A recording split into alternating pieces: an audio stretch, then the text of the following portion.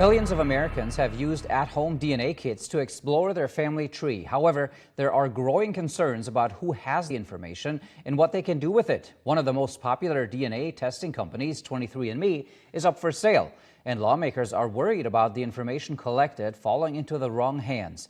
Our consumer technology reporter Jamie Tucker explains how your DNA could be at risk even if you didn't take a test. Didn't have to be you, but someone in your family spit in a tube to find out where they came from or any health risks they may face. Well, even if you never took one of those DNA tests, your genetic information could still be at risk.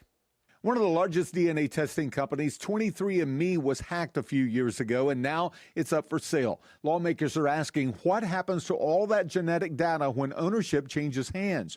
Well, by law, health insurance companies are not allowed to use your DNA to deny coverage, but that law does not apply to life insurance, disability, or long-term care policies. That means your DNA or a relative's could be used to raise your premiums or deny you altogether.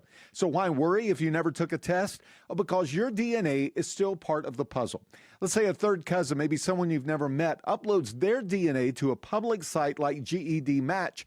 Since you share part of that same genetic code, your identity can be traced through them. That's exactly how police caught the Golden State Killer. Investigators used DNA from a distant relative who submitted their results to GED Match.